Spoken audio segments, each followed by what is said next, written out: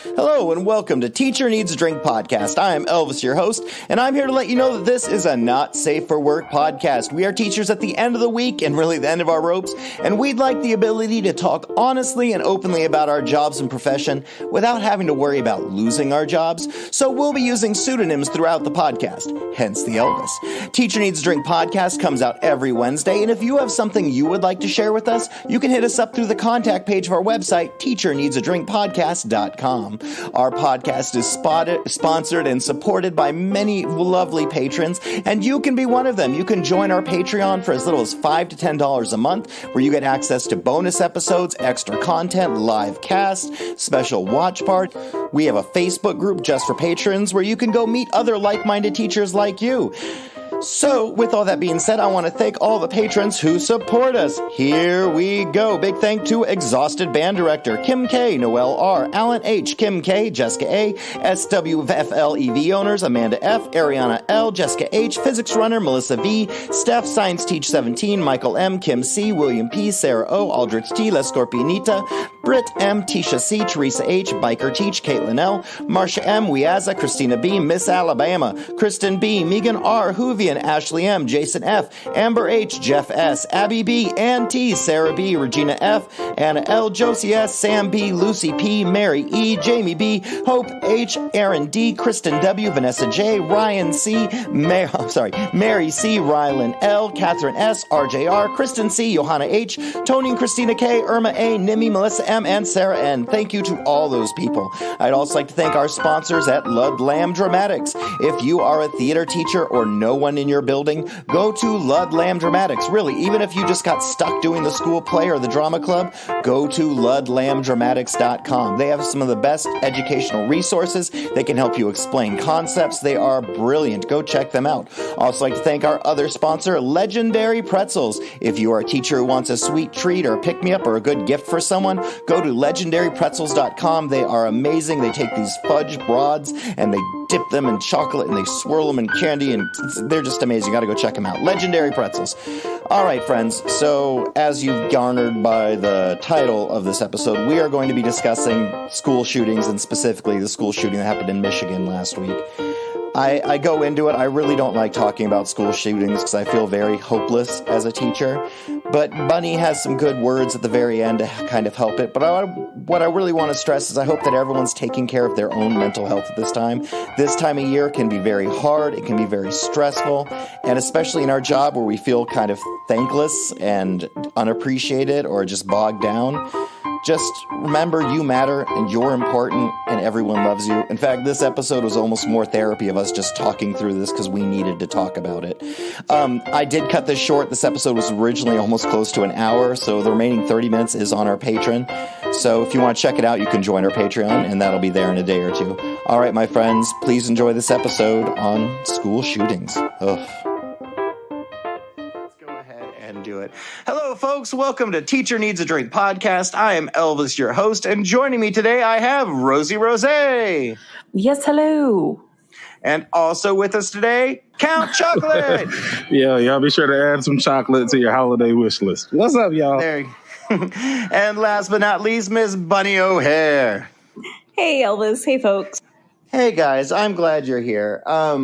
I'm going to cut short our normal time of chatting about, what's going on around us, because we always do. But I have a feeling with the topics we're covering today, we're going to have a lot to say. And today we're going to talk about a topic that I really didn't want to talk about. I was putting it off, and I don't know, with all the more news that came to light, I feel that we have to discuss it. And that's school shootings, and specifically the shooting that happened in Michigan. And the whole thing is a shit show from beginning to end, as any school shooting is. It's horrible. It's a tragedy. It's something we're kind of becoming numb to. And that's one of the reasons I didn't want to talk about it, is because it feels something that we're so have lack of control over. But there are a lot of elements in this that are different, that I feel like control could have been taken and things could have been done to stop this, and yet it wasn't. And I am very furious about it, along with, I'm sure a lot of other teachers are. Columbine happened my freshman year of college. And I remember thinking that was the first public school shooting that I had heard of or been aware of. I just know things had happened before. But since then, nothing has really changed. Like, policies have changed a little bit. Like, some schools have metal detectors. You have active shooter drills now. Zero tolerance policies were pretty much enforced or created because the Columbine massacre. But things have still kept happening, and I have different thoughts behind why. It really bothers me. This is almost maybe not a weekly thing, but it's almost a monthly thing where there is some shooting. I mean, there was a shooting in Dallas, not far from where I am, 4 weeks before. And there's almost one, I feel, every other week at this point.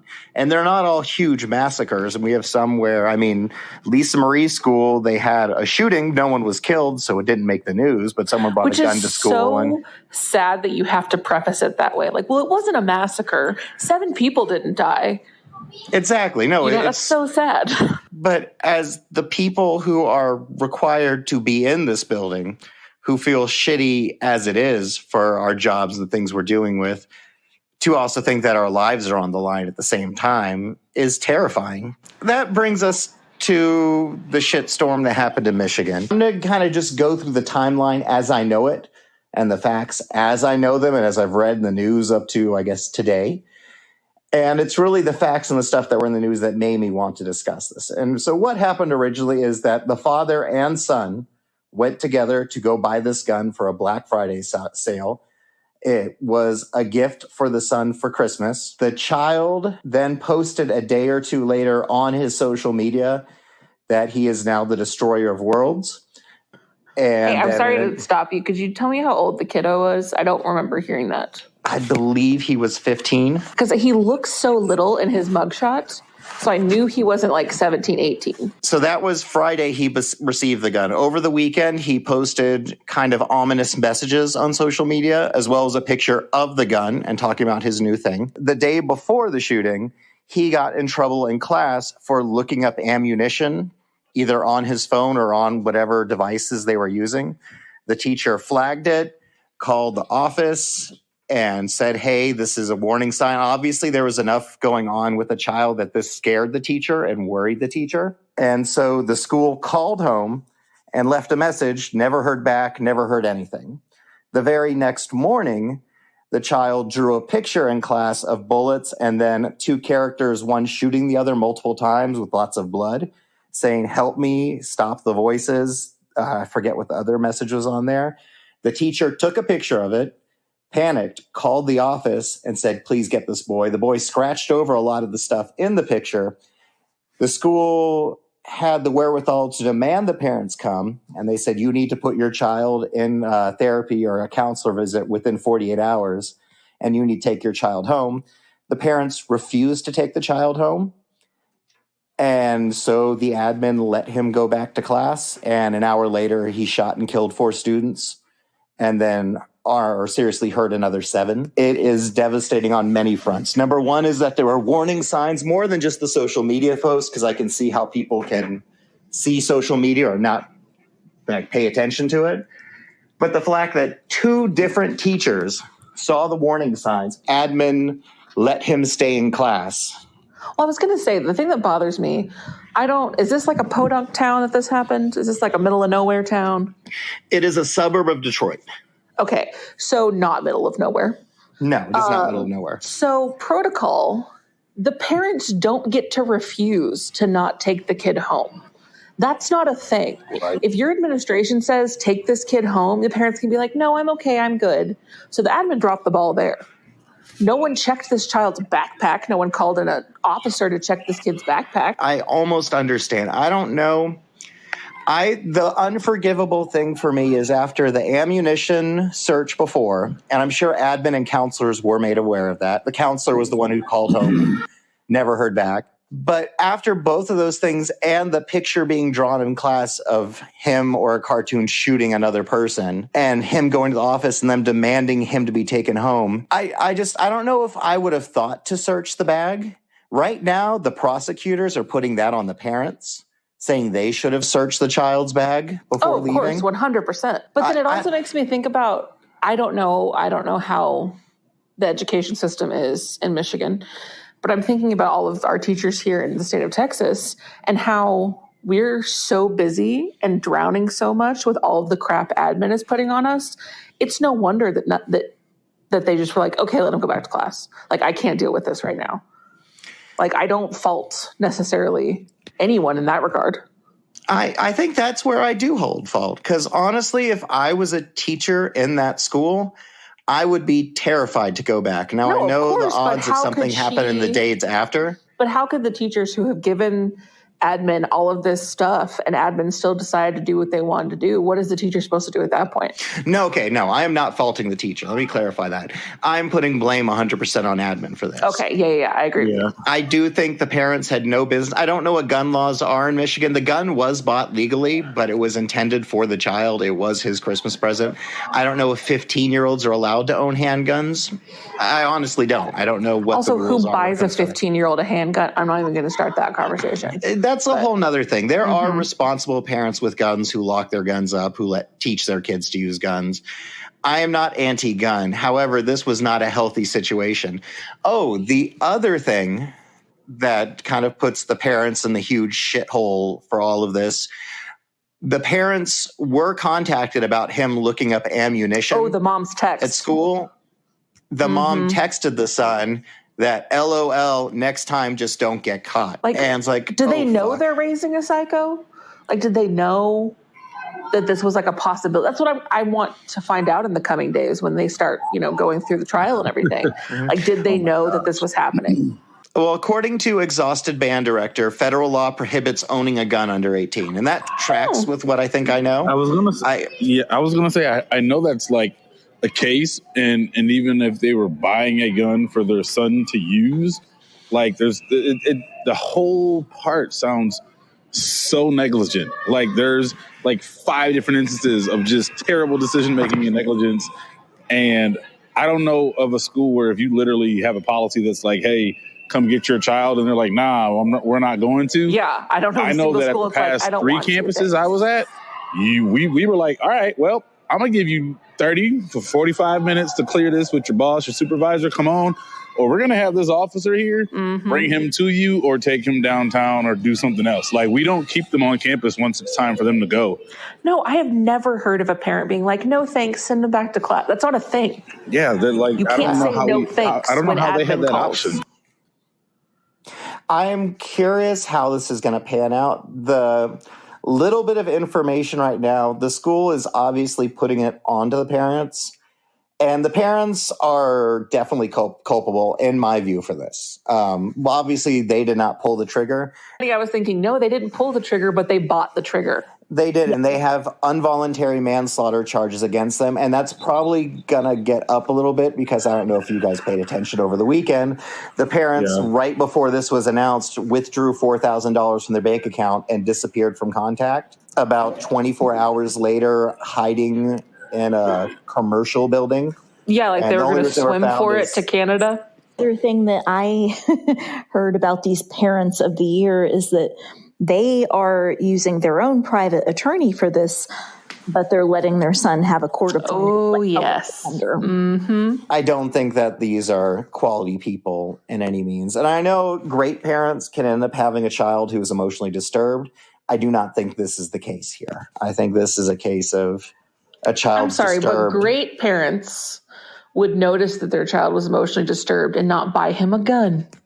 I think not buying a gun is one thing, but I don't think necessarily good people are going to necessarily have children that are perfectly balanced and healthy in every single way. And it's incredibly heart-wrenching as a parent to think about this, that something you feel you have control over, you absolutely don't.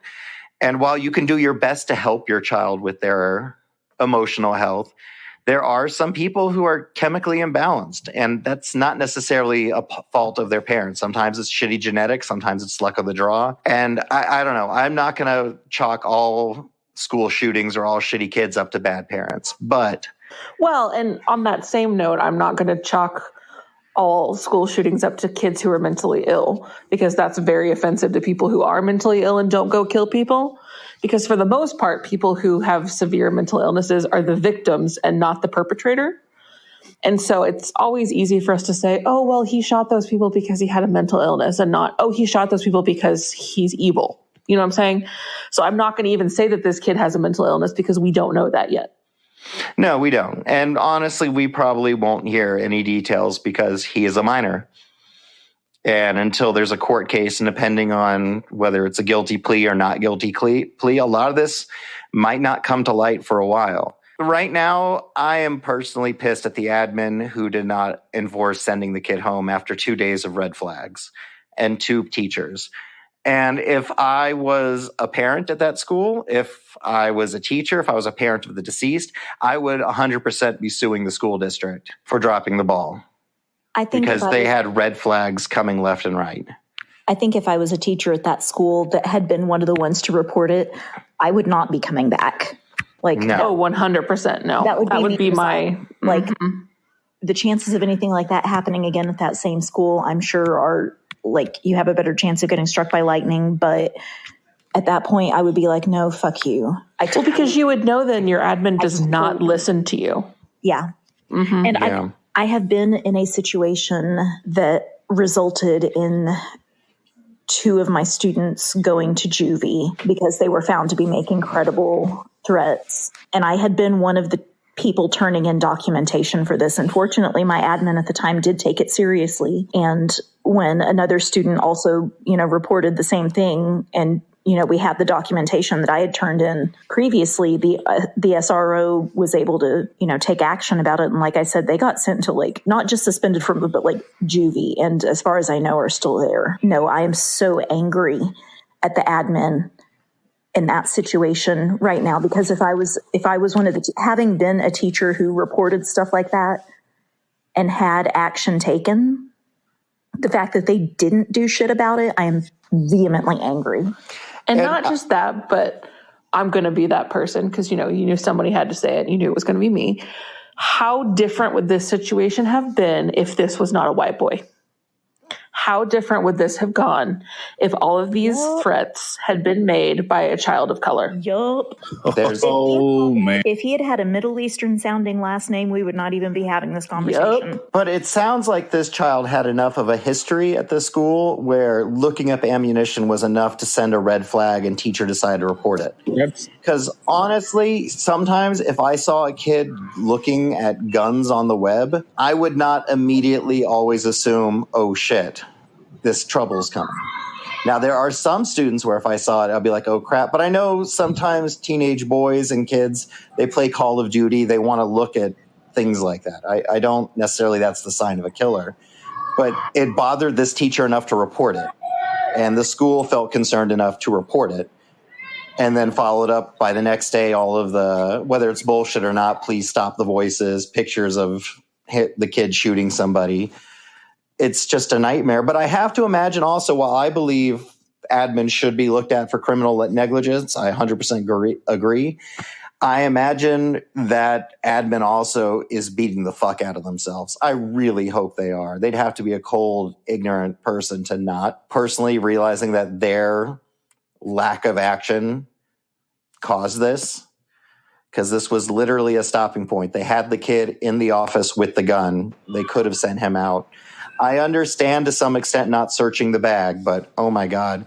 I think as a parent, I probably would have thought to look in the bag before I left. Right now, prosecutors, that's one of their big things is the parents left without searching the child's bag.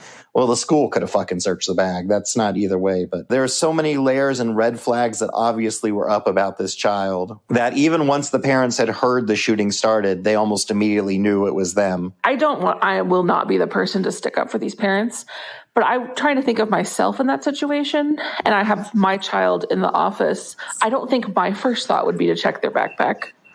Yeah. But at the same time, like you said, once they heard the shooting started, they knew exactly who it was. So maybe they should have. Yeah. I don't know. I keep questioning, like, if anyone asked, like, where's the handgun now, or what, like, I don't know. Like the hindsight part of it is that, like, how the hell do you not check?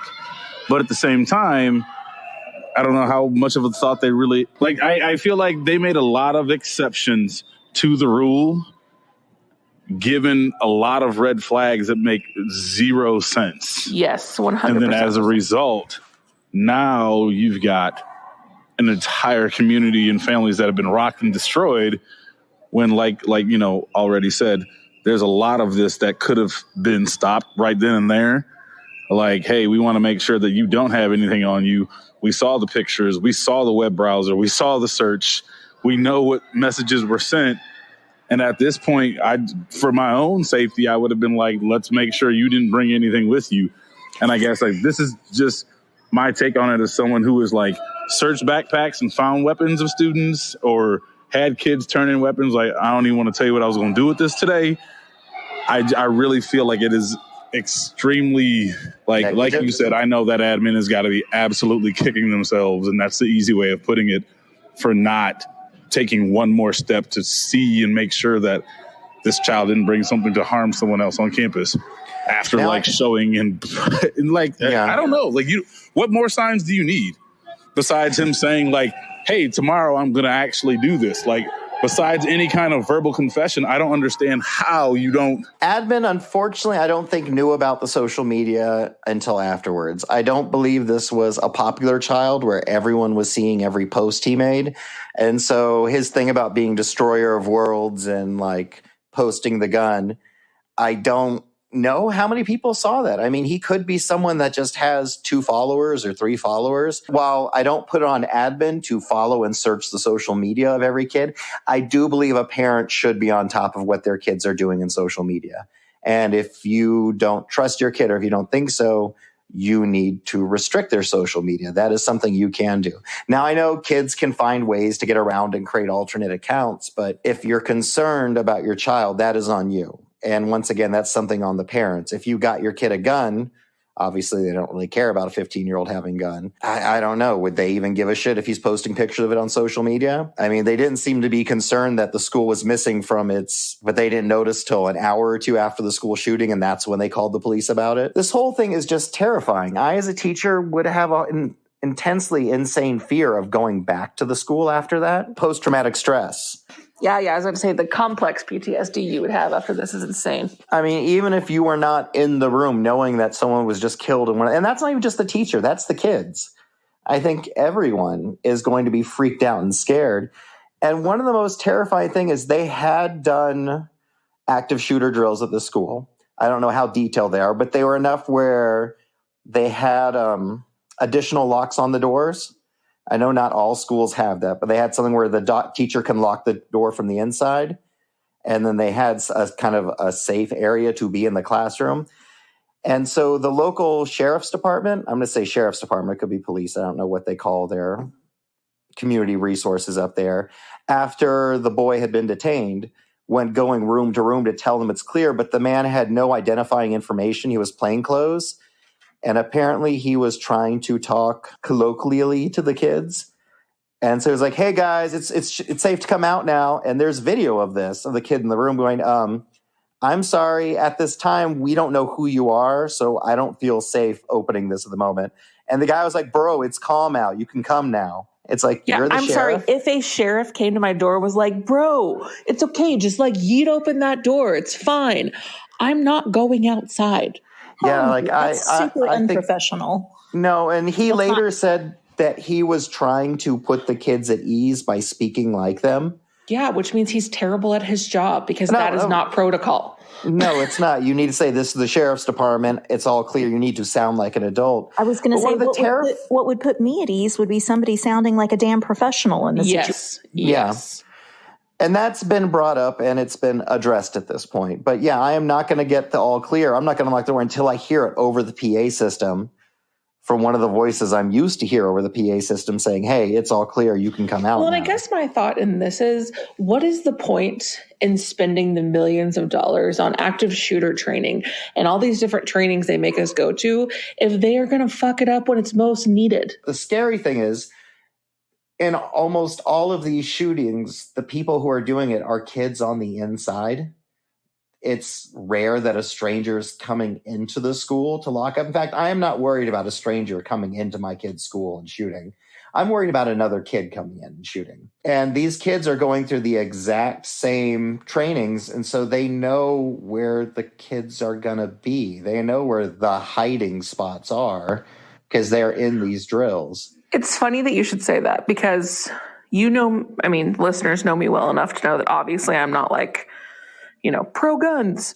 But when we had our like super active shooter training, it was just the admin, counselors, me, and maybe someone from the front office. And it was like 3 hours one day. And I remember saying that exact same thing to the guy who was like ex-military, and he's like the head of our security now. And I'm like, dude, these kids are sitting through this training. How is this helping any of us? And he didn't have an answer. He did not. He was like, well, that's not what we're talking about right now. I was like, that's what we should be talking about. And my, principal gave me the side eye. And I was like, okay, whatever. But yeah, he had no answer to that. Like, why are we wasting time doing this? Exactly. I mean, what kind of situation? We're in a spot where unless you are 100% virtual, and now granted, last year, probably the lowest instance ever of guns at schools because, 65% of the nation was not in school last year. There's not a solution for this, and that's where it's scary. We can have schools where strangers can't get in. I know the schools in my area, it's next to impossible to get in as a stranger. I mean, unless you're going in when students are coming in. But like if you're trying to go into the middle of the day, you cannot get in that building. It's pretty locked down. I feel safer as a teacher knowing that there might be a barred lock on my door that I can put in. I don't constantly think or live in fear or teach in fear of being at a school shooting. Kids, we go through drills. Like I know we have our list or our gamut of drills this week. So this week we'll have a lockdown drill, we'll have a fire drill. Well, we always call them like out of sight, like safe and out of sight kind of drill. But like it's designed to try to keep people as safe as possible in the event of something happening. Because I think and I guess the effed up part about it is we know that there's still a chance that something can happen and we can't prevent everything. But like, I don't know, like that, I think that is what really disturbs me about this whole situation. Like, holy shit, like you like it was there. It wasn't a surprise. And there were signs and like they did 75% of the job, but we don't practice to only do 75% of the job. We practice to make sure that we can try to keep someone safe all the time. And they completely failed. Yeah. I don't feel like unsafe being at a school, but I also am very much aware of the fact that we do our best to try to keep kids safe, and that is, the goal, but there's no ultimate guarantee. I don't know, that's tough. It's tough to kind of swallow and digest. The thing is, it's set up, this is a modern school that this happened in, the modern high school. It wasn't like an ancient building from the 1960s or 70s. It had a modern layout, had everything else, but the weak link in the chain really this time was admin not sending the kid home. 100%. Where the parents fucked up. The parents should not have bought this kid a gun, and fuck the parents for laughing about this. Now, I doubt they're laughing now. I've seen their mugshots. They're not laughing now. But the teachers did their job. Whoever reported him with the gun did their job. Whoever, I'm sure, maybe even a kid reported that the kid was looking at ammunition online. Everything, all the things were in place except for this one admin or counselor, whoever just said, okay, you know what? Bye, parents. Fuck you. And that's what pisses me off to no extent. And I know everyone's drowning right now and everyone is underwater. And I know the schools outside and around Michigan and Detroit are not super well funded. They're one of the areas that have a lot of issues as well. But fuck, this should not have happened. None of this should ever happen, but this one should have been stopped. I'm not anti-gun, and I'm not the party that wants to take away all guns. However, I do think there need to be gun laws that hold people I'm pretty sure there isn't a single party that wants to take away all guns. That's just like, crazy right-wing conspiracies. Like, they're going to take your guns away. Like, no, yeah. Don't want guns in the hands of crazy people. We just like to not die. Thank you. Yeah. There's a kid on my campus that drives a vehicle and it has a sticker on it that says come and take it. And I saw him one day. I was like, come and take what? He was like, oh, they want to take our guns. And I was like, number one, do a little research. Number two, I don't think anyone has outright said like, hey, I'm coming to I'm going to force you to turn in your guns. I was like, because he asked me about my thoughts on guns. I was like, it's the same way I feel about getting a driver's license. Like, you should be able to take a test. And then every now and then you should be able to renew your test. And I want to make sure that we're not like handing a gun to a bona fide psycho. But do you think this was a situation where had they had metal detectors, this would have been caught? I would say, yeah, probably. I mean, it was in his backpack. Or he probably would have thought not to bring it because, right, he wouldn't have brought it because, or he would have found a sneakier way to get it in. Right. I don't know how else he would have brought it in if there were metal detectors, because what most schools do, well, at least ones with metal detectors, most kids just stop bringing things that have metal. Yeah. And if it does set off the alarm, like, they make sure they search whatever it is, or they wand you to the side. It's very much like airport security. We had a thing happen at my campus just a couple of weeks ago where somebody in the office hit the wrong button and it triggered an intruder lockdown thing. And it happened during passing period. So we all knew that, like, there's no way this is a drill because they don't do that during passing period. Mm-hmm. So all of us thought that it was the real thing. Oh, God, that's terrifying. And I'm pulling kids into my classroom, and I have like a special one that somebody got for me, like a doorstop thing, because I was, fumbling for my keys and stuff. And I was able to just kind of throw the doorstop thing in the door real quick. And I'm getting my pepper spray out of my purse and yelling at kids to be quiet and trying to close blinds. And like, it was terrifying. And I will say that it was my baby's first week at daycare, and Jesus, my kids got to class the next period and they were just like, Miss, can we just do like relaxation? Sometimes we'll do like guided meditation things, like YouTube videos or something, just to relax. And they were like, can we just do like a meditation or something, because we're all really stressed out right now. And I was like, same, yes. So I just like put on a couple of YouTube videos, and then we played games for the rest of the period because none of us were in the headspace to function after that. I don't know how these teachers and these kids are going to be expected to go back. And good God, as many times as this has happened, it's happened in Texas multiple times. It's happened all over the country. Are there any states left that haven't had a mass shooting situation? Like, I'm so fucking tired of it. Thoughts and prayers are clearly not the answer at all, because that does nothing to heal and that does nothing to prevent. Yes, keep sending your thoughts and prayers, but also, what is your and also?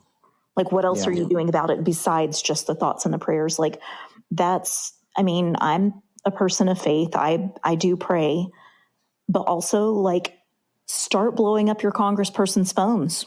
Yeah. Start campaigning for the kinds of reforms. Like, if you think that the problem is a gun control issue, then get off your ass and like light up these congresspeople's phones and start trying to get some action done there. If you think that the problem is that we need to provide more, mental health screening and services to children and students, light up your congressperson's phone and start working on like awareness and funding, and like start doing some action besides just the prayers. I mean, like, Jesus himself did not just pray for the people, like he healed people. Do things also. Like, yes, he prayed, but he also did stuff. I think that's an incredible and wonderful thing to do, is that I think we should, as teachers, start blowing up your center. Wrong phrase to use when we're talking zero tolerance. Got it. You need to start like sending messages nonstop to your congressmen and senators saying you guys need to fund teachers, and make sure you're very specific that you want less guns in school. Because I know our idiots here in Texas do want to arm guns. But the thing is, when you have that careless teacher or that idiot teacher or that dumb sub come in with a gun, and that's where the kid gets it, is because a dumb teacher was irresponsible with it. And so a kid gets a hold of that gun, especially when the kids know where those guns are. Because there are kids going to be like, hey, let me see your gun. I want to see your gun. Bring out your gun. I want to see it. Or some dumb teacher gets mad and starts waving it around. Or who knows what. It's going to be a shitstorm that makes things even worse. So I think less guns in school are the option. I think, just like Bunny was saying, we need to have more mental health resources. We need to, fund our staff and teachers so that they have the mental space to take care of this and we have enough people to do it and they're not doing the jobs of 10 different people. I saw on the news that 30,000 teachers quit or resigned in the month of November. Good for them. And that is what it is. I mean, that means they could not wait until December, or they had a good job offer like our Miss Lucille who managed to get one. But this whole situation is just terrifying. And the fact that this one was very preventable, and not just on the parents' part, but on the school part. And 20/20 hindsight for social media. But when you have 2 red flags in 2 days and that kid's supposed to be sent home and you drop the ball and say no, then fuck it.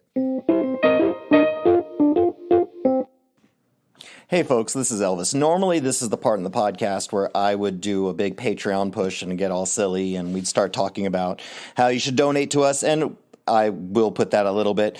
But after all of this, I didn't really feel like being silly. This wasn't like a fun conversation to have. In fact, we talked for about another 25 minutes, and just to keep this episode concise, I cut out that last 25 minutes where we talk about resource officers and how you move on as a teacher after something like this.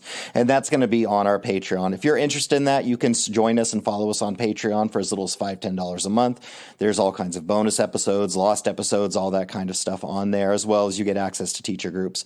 So if you want more of this episode, that's where you'd find it. But I also cut out our silly question just because I don't feel right about it. But I'm going to go ahead and just jump to the end of this episode so you guys can, move on with your day and hopefully take a deep breath. Whew. Heavy stuff. All right, my friends. Thanks. All right. Well, thanks for joining us for another episode of Teacher Needs a Drink podcast. If you're out there and you need mental help, please make sure you get it. Take time for yourself, especially in these days. Also, make sure if you see something, say something, document it, and make sure you hold your admin accountable for bullshit, because that's the weak link in this change. There's many things that could have stopped here, but that was supposed to be the end of the line that stopped, and it did not happen. But my friends, I'm glad you were able to join us for this heavy and shitty subject. Rosie, I'm glad you were here. Thank you for having me. And Ms. Bunny, I'm glad you were here as well. Thanks for joining us. Despite the solemnity of the topic, it was a pleasure. And Count, pop on in so I don't have to do my impression of you. I'm glad you were here as well. Me and my chocolate triplets are glad we had the opportunity to have this with y'all. All right, folks, take care of yourselves out there. Deep breaths, deep drinks. Cheers. Cheers. Puppy killers or bad fathers. All right, my friends, thanks for joining us for another episode of Teacher Needs a Drink podcast. Teacher Needs a Drink podcast comes out every Wednesday and is proudly sponsored by Ludlam Dramatics, where you can get any kind of theater resource, as well as Legendary Pretzels, where you can get amazing treats for yourselves. If you are interested in sharing something with us or have a comment or question, go to the comment section of our website, teacherneedsdrinkpodcast.com, and you can leave a message or a question, and a lot of times we bring those up and we talk about them on the podcast. Another way to reach out and contact us is through Patreon. That's right. As you've probably heard 3 or 4 times during this episode, we have a Patreon. If you want to hear the second half of this episode, if you want to hear lots of other episodes, bonus episodes, there's lots of exclusive content that's just for that. There's a ton of stuff on there. Go sign up for our Patreon. It's as little as $5, $10 a month. You get access to our special teacher Facebook group where you can meet other like-minded teachers, chat, and do other things. All right, my friends. I think I've said a lot, but take care of yourselves, man. It's the holidays. Things are going to get rough. You might already be in a rough state of mind. There's all kinds of resources. If you need help, talk to a counselor. Hell, reach out. I mean, I'll say hi. I can't solve your problems, but I'm an ear, and there's lots of ears out there. So do what you can. And remember, mental health is something that's covered by most educational insurance. You just got to look it up. And this time of year, it could really benefit you. All right, friends, I love you. Be strong. Take care of yourselves. Holidays are around the corner. It's a couple more days. Appreciate it. Peace.